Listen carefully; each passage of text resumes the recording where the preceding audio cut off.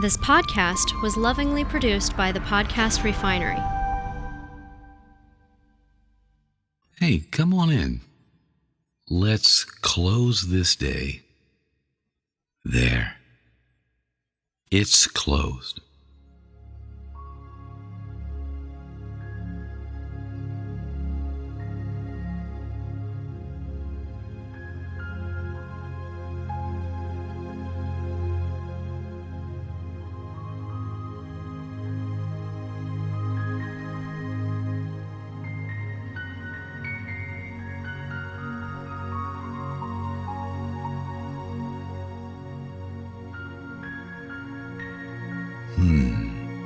Have you got your earbuds in?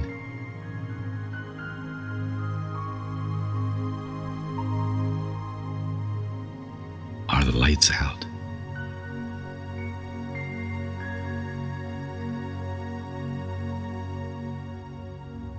This is where you've wanted to be all day. Your head in your own bed.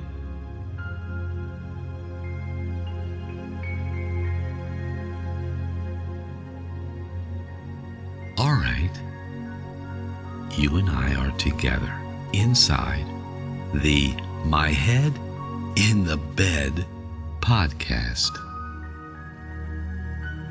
I'm Steve, and I'm going to talk to you while you drift off.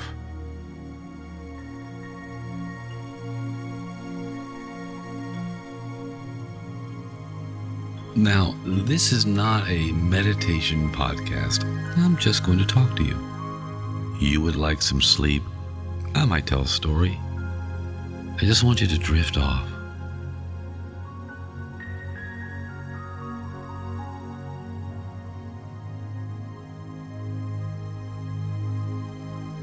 Let's begin.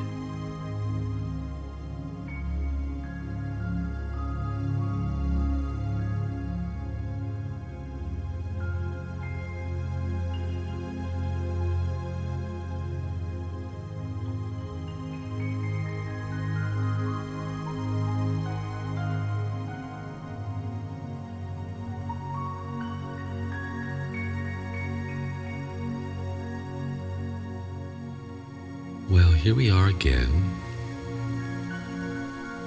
right where you left off this morning. I know you really didn't want to get out of bed this morning, did you? Didn't want to do it. I don't blame you. But now it doesn't matter. We are here. And the lights are out. We are back together. And I want to thank you.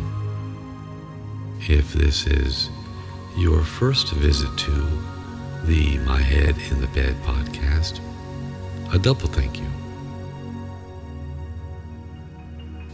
We don't talk politics here. No meditation. I'm just going to drone on and on about nothing in particular.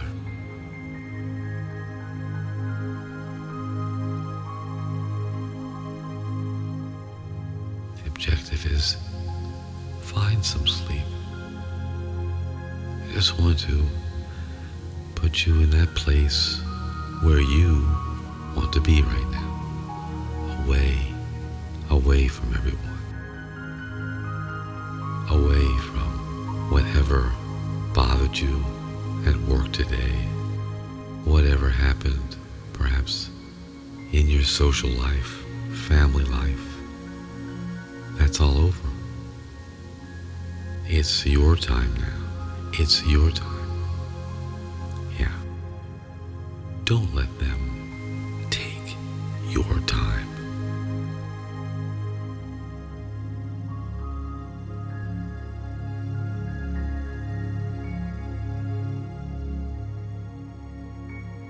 I'm going to begin with a story. Is it a love story? Not quite. A little bit of bookkeeping out of the way first, my email address for those who wish to contact the podcast, myheadinthebed@gmail.com.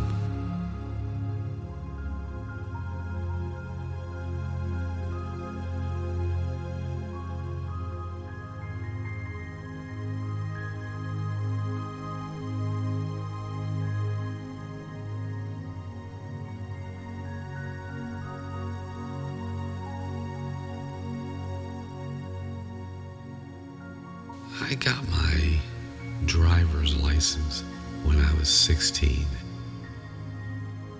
In the state I was raised in, you could take your driving test 2 weeks after your 16th birthday. I'm sure it's not that way anymore. And thank goodness, 16-year-old kids should not be operating motor vehicles. But that's how it was back in those glory days.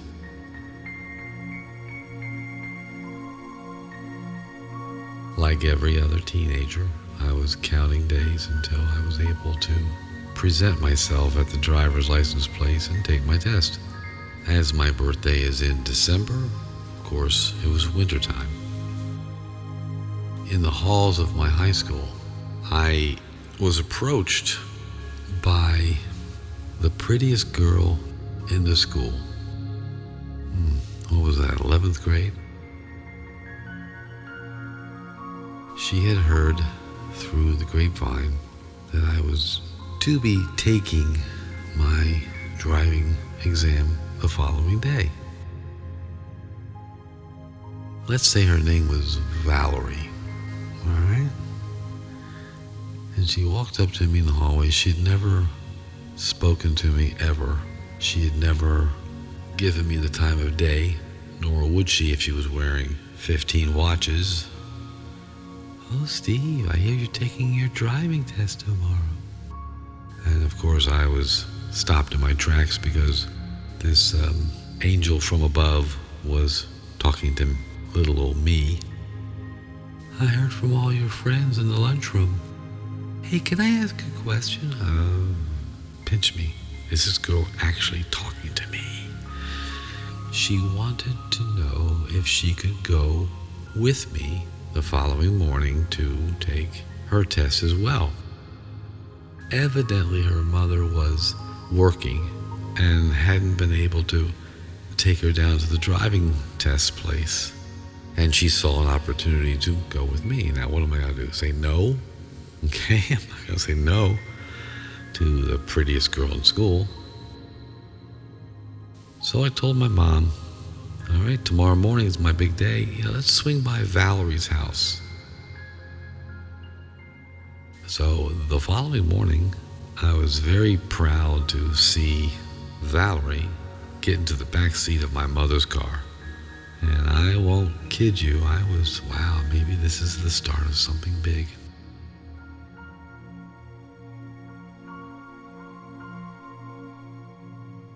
I thought, this is going to be good. I'm going to do her a favor and maybe some romances in my future. You know how teenage boys think. Did I mention it was snowing? So we arrived and we both took our written portion. Now it's time to take the actual driving portion.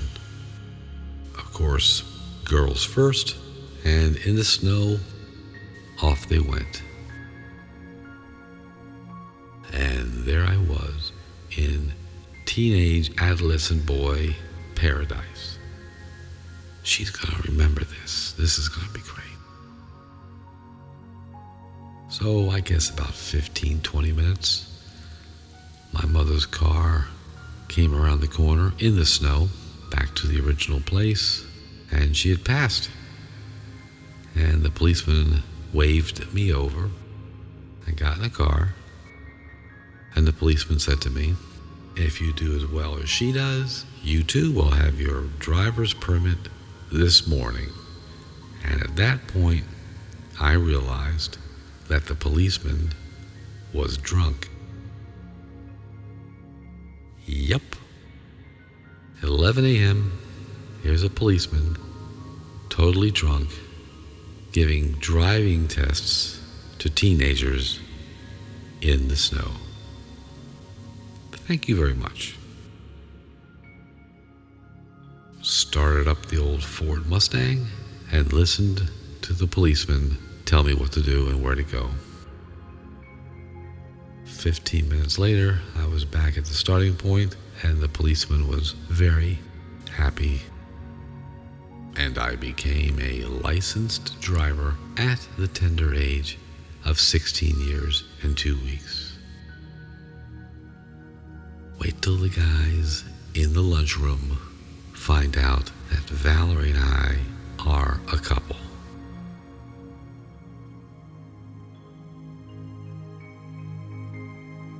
And we went back to the school, and I didn't need to go back in the car because I was flying. Not just because of the new driver's license, but of course, I was smitten. So, what happened after that? Valerie never talked to me again. Never.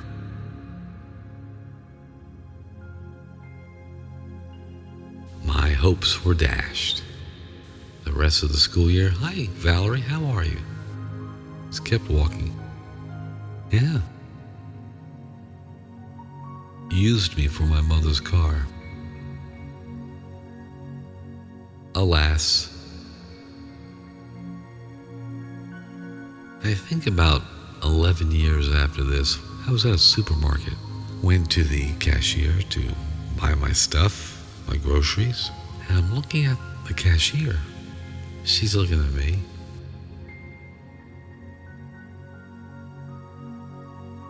And I couldn't quite put my finger on how do I know this lady?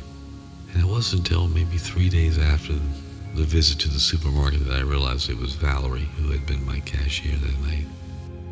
Oh, but I had moved on. That's just the way the cookie crumbles. That's just the way the driver's exam expectations crumble. I'm sure you have a similar story. Expectations up, nothing happens. I like poking fun at myself.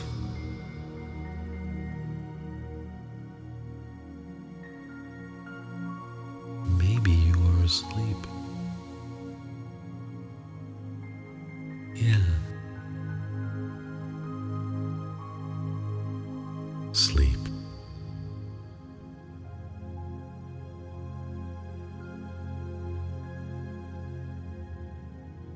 You are free. No one is holding you back. No one is expecting anything out of you right now.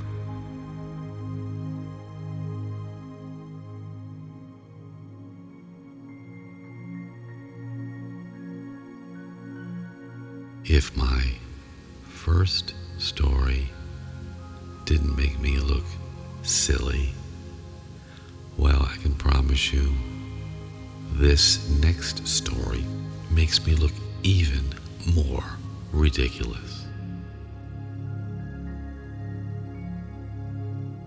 I was somewhere in the middle of college. Summer was coming on, and I needed a summer job. All college kids need summer jobs, and I was no exception. Need to make some cash for the fall semester coming up. I was working retail in a clothing store. Oh, how many of you remember Robert Hall? Yeah, I had spent the fall and spring semester of that year of college selling $39.95 pantsuits. Good old Robert Hall. I'm sure they're out of business. I think they went out of business because when shopping malls came in, they refused to make the switch, and of course, big mistake on their part. Let's get back to moi, all right? So I had put the feelers out to my friends. Hey, I want something where I can make some more money. more bucks than working retail. And I had this friend at the time. His name was Alan. He was not a college student. He went right into the workforce. And at the time was working at a place that repaired buses, fleets of buses. He called me. I don't know how old I was, 19, 20, I don't know. Come over here. Someone's looking to hire. I said, well, what is the job? He goes, well, you got to come over and audition, as it were, to be a bus driver. I said, Alan, I'm not a bus driver. I can't drive a bus. And he said, apply for the job, Steve. They don't know you're not a bus driver. Just come over here and fake it. So I did that. I went over. I said, where is Mr. Johnson? I'm supposed to ask for a Mr. Johnson who's conducting job interviews. Oh, he's over there by that bus. And on the side of the bus, emblazoned, James Brown and the Fabulous Flames. James Brown and his band were playing in my city the night before, and the bus driver was fired. And they were looking for someone to drive James Brown and his band around the United States. So I walked up to this Mr. Johnson. I said, hi, I'm here to apply for the job. And he looked at me. Now, when I was 19 or 20, I looked like I was 14. He was suspicious. Can you drive this bus? Oh, of course I can drive this bus. Get on in there. Start it up. So I got inside the bus. I didn't know what I was doing. Take it around. Show me what you can do. This motor vehicle had several thousand pedals. I don't know. There were pedals all over the place down there. And I take this bus and I'm swinging it around. And I drove horribly. And I'm in traffic and I'm doing 30, 35. And the bus is swinging to and fro. Whoa! The guy is trying to sit down behind me, but my driving was so erratic, he was getting bounced around back there. And he was saying, what the heck are you doing? What, are you crazy? And this went on for about, I don't know, more than 15 minutes. And I came back around where the garage was, and this guy was livid because I almost crashed his bus because I lied to him. And as soon as I put the bus back into neutral, he grabbed me by the scruff of my neck and he said, you get the heck off of my bus. I never want to see you again, you crazy fool. And he kicked open the bus door and he threw me out. Boom, to the ground I hit.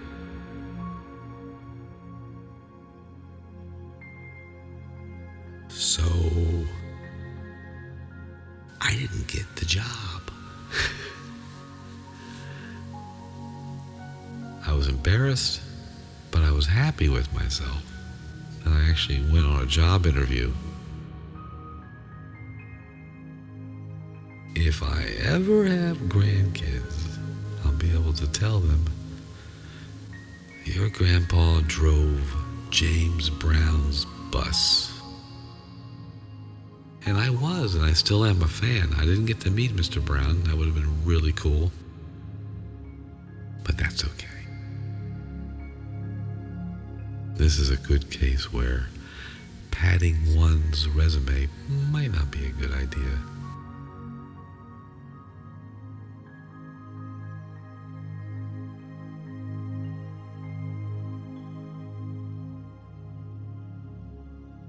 I'm very happy to have been with you.